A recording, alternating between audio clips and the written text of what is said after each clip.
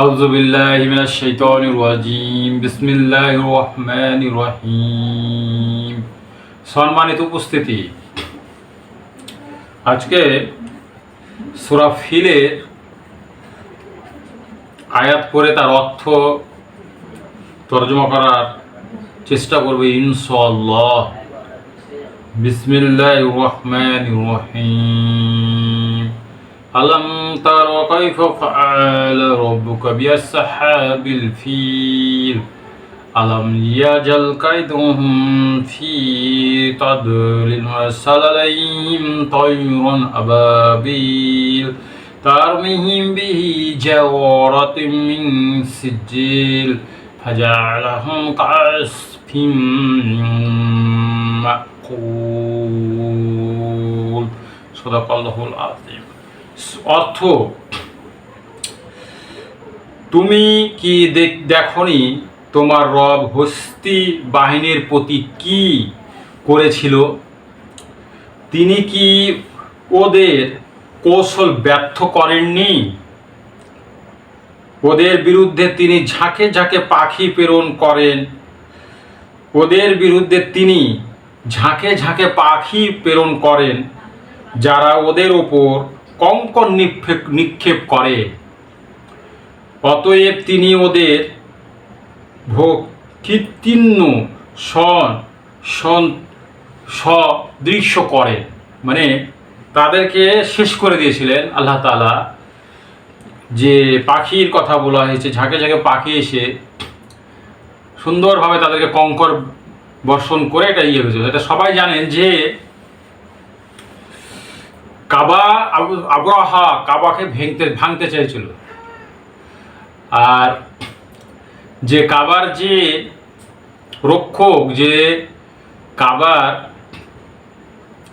দায়িত্বে ছিলেন, যে কাবার সব কিছু করার, ভালো কাজ করার, তারপর যা যা করার, একজন সভাপতি যেরকম করে মসজিদের, ওরকম যে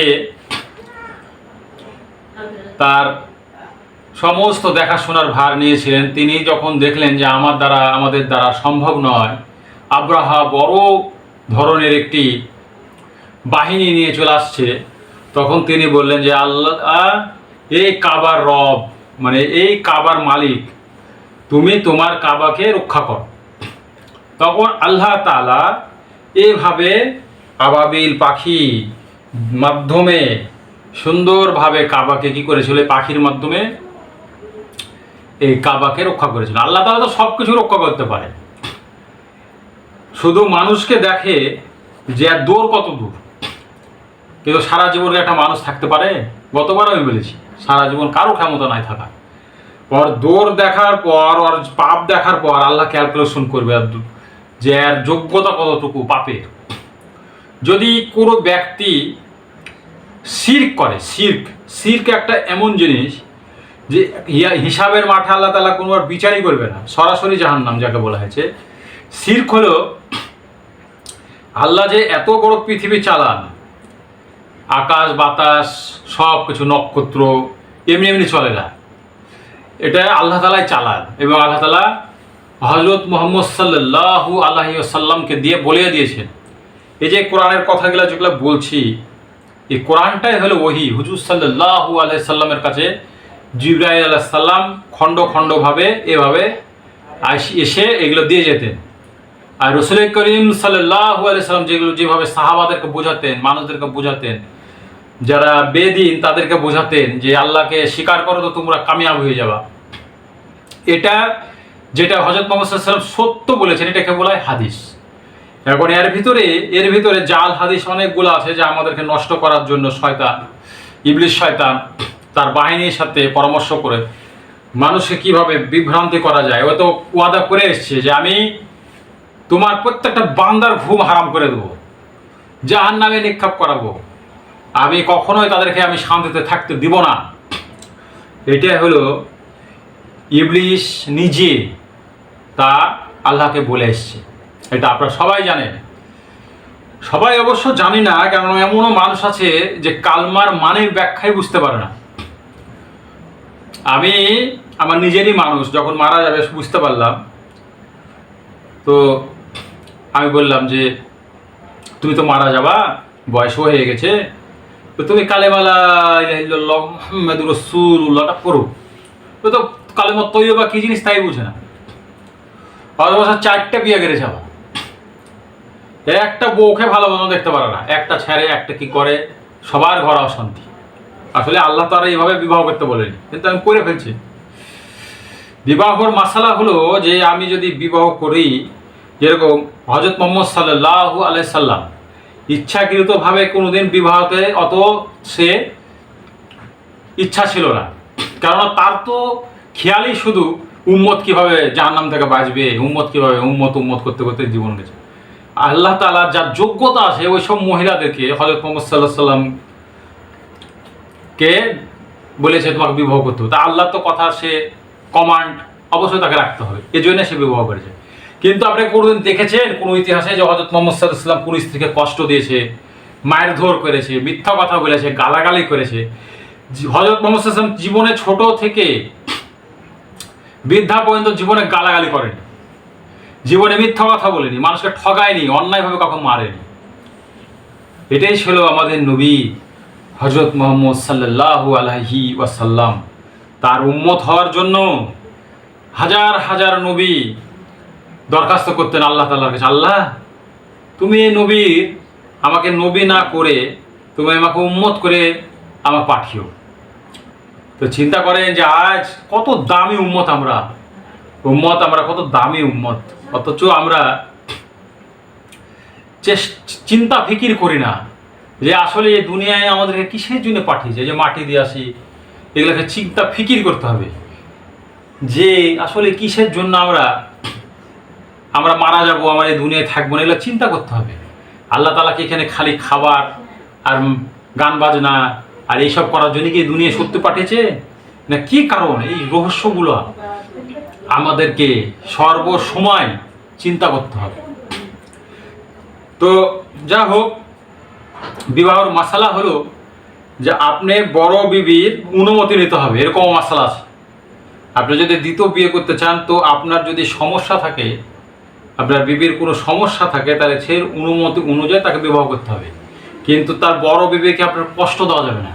বলা হয়েছে যে একটা তরমুজ কিংবা একটা ফল দুটা যদি বিয়ে হয় তো এমনভাবে কাটতে হবে যেটা সমান সমান যেন হয়, 100-তে 100, এই ধরনের কথা বলা হয়েছে।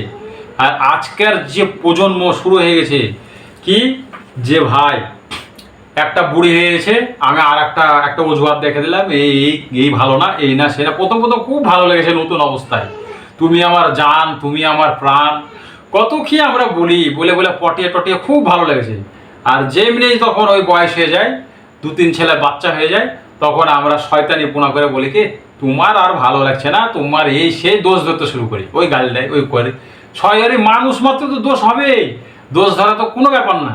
তখন দোষ ধরে দেখা যায় একটা না জানে না বলে বিয়ের সাথে করে খুব ঘুরে বেড়াচ্ছে।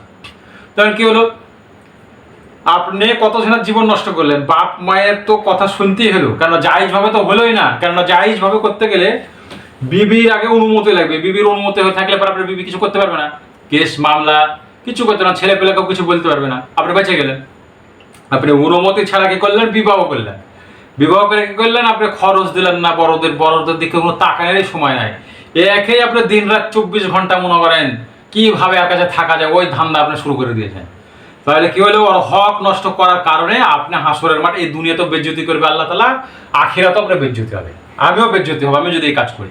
তো এগুলো থেকে আল্লাহ তাআলা আমাকেও যেন, আমার ভাইদেরকেও যেন আমি বাঁচতে পারি, সবাই যেন বাঁচতে পারে, জায়েজভাবে চলতে হবে। আল্লাহ তাআলা আপনার কথা মতো চলবে না, আল্লাহ তাআলার কথা মতন আপনাকে চলতে হবে।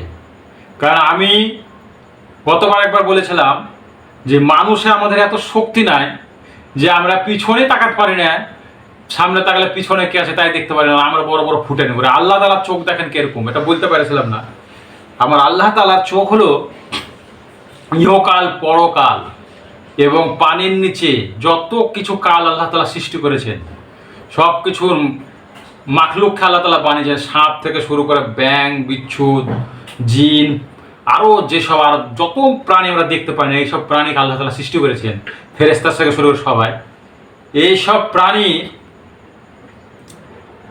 কি করছে আল্লাহ তাআলা, এই পাতা, এই জমিনের পাতা, কোন গাছের পাতা উল্টাছে কতবার, এবং কীট পতঙ্গ, চোখের জ্যোতি এরকম দেখেন আল্লাহ তাআলার। একটা ছোট্ট মশা আপনি দেখতে পাবেন না ওই পাথরের ভিতরে কি করছে, ওই জিনিসটা কিভাবে কে খেতে দেয়, আল্লাহ তাআলা খেতে দেয়। এগুলোকে সব কিছু আল্লাহ তাআলা একবারে দেখেন, বলেন সুবহানাল্লাহ। খালি বর্ণনা দিতে নিষেধ করা হয়েছে, পাগলা হয়ে গেলে তখন বিপদ।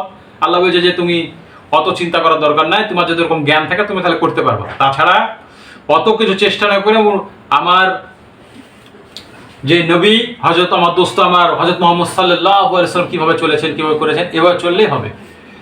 তো আল্লাহ তাআলার এরকম নজর, আর আল্লাহ তাআলার ঘুম নেই, এটুকু মুসা আলাইহিস সালামের অনেক ধরনের প্রমাণিত কথা আছে যে গ্লাস পড়ে গেছে, মুসা আলাইহিস সালামকে বলেছে গ্লাস রাখতে পারেনি, এরকম মুসা আলাইহিস সালামকে একবার বলা হয়েছিল যে মুসা আলাইহিস সালাম বলছে মনে মনে যে আল্লাহ আপনি কি ঘুমান নাকি, তখন আল্লাহ বলছে আল মুসা আলাইহিস সালামকে তুমি জানো না যে আমি ঘুম নাই আমার, তো বলছে না একটু মনে মনে হয়তো একটু মানে এরকম ধরনের রসিক মানে একটু কথা বলতেন তিনি।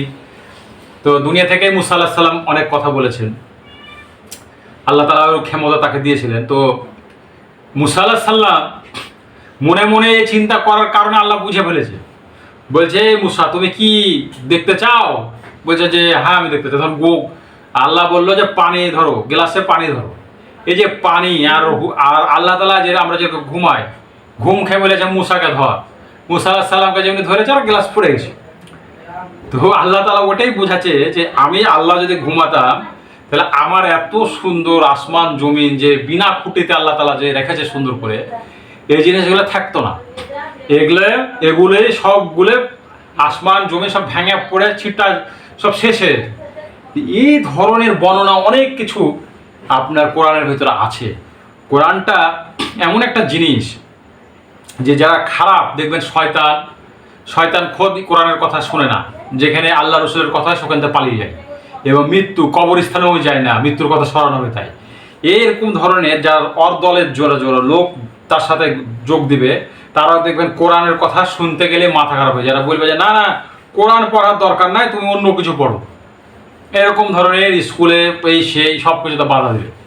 আর মৃত্যুর কথা তো স্মরণ করবেই না, বলে মৃত্যু বলে কিছুই নাই।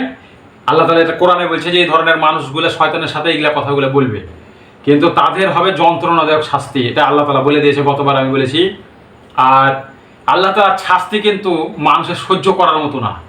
আর আল্লাহ যখন জাহান্নামীদেরকে ছেড়ে দিবে তখন আল্লাহ তাআলা নিজে সহ্য করতে পারবে না বিধায় কোনো দিন জাহান্নামীদেরকে মুখও দেখাবে না আর তাদেরকেও দেখতে চাবে না। তো এই জিনিসগুলা আমাদেরকে মাসলা মাসাইল ঠিক মতন জানতে হবে, ঠিক মতো জানার পরে দুনিয়াতে চলতে হবে। না হলে দেখা যায় আপনি বলছেন আমি হলাম মোহাম্মদ আলী, এত সুন্দর নাম আপনার মোহাম্মদ আলী, আর কাজ করছেন আপনি মনে করেন একটা খারাপ, তাহলে দেখা যাচ্ছে এই যে নামের ধাক্কাটা মুসলমানের ভিতর পড়বে। মানে আমি মুসলমান, গতবার বলেছি যে মুসলমান ওই ব্যক্তি, সাহাবারা নবীরা হলে মুসলমান ছিলেন, আর আমরা তো মুসলমান হওয়ার চেষ্টা করছি, আমরা কিন্তু এখন মুসলমান হতে পারেছি কিনা আল্লাহ তাআলাই ভালো জানে, যে গুনাহ করি। তো এই যে মুসলমানের নাম দিয়ে মানুষ গালাগালি করে, এই যে গালাগালি, এই জন্য তো আল্লাহ তাআলা হারাম করে দিয়েছে। সিবাবুল মুসলিমিন ফুসুকুনুল কিতালুহু কুফর, মুসলমানকে গালি দেওয়া, ফাঁসিকে মুসলমানকে হত্যা করা কুফরি। তো এই যে সবগুলা আমাদেরকে জানা লাগবে। আপনার ঘুম থেকে ওঠা থেকে শুরু করে আমাদের 24 ঘন্টা যে আমাদেরকে কিভাবে চলতে হবে, আপনার ব্যবসা থেকে বাণিজ্য সব কিছু, আপনি উকালতি করবেন কিভাবে, আপনি রাষ্ট্র ক্ষমতা কিভাবে চালাবেন, হযরত মুহাম্মদ সাল্লাল্লাহু আলাইহি ওয়াসাল্লাম সব কিছু আপনাকে দেখিয়ে দিয়েছেন। আপনাকে স্পেশালভাবে কিছু বানাতে হবে না, বানাতে গেলে আমি বিপদে পড়বো এবং কাফির হওয়ার সম্ভাবনা থাকে। কাফির অর্থ হলো যে আল্লাহ তাআলার বিধান, আল্লাহ তাআলাকে, ফেরেশতাগণকে, জান্নাত জাহান্নামকে সবগুলোকে অস্বীকার করার নামই হলো কাফির। আমরা বুঝে সুঝে দুনিয়ায় আল্লাহর হুকুম, হযরত মুহাম্মদ সাল্লাল্লাহু আলাইহি ওয়াসাল্লামের তরিকা অনুযায়ী চলার চেষ্টা করি ইনশাআল্লাহ।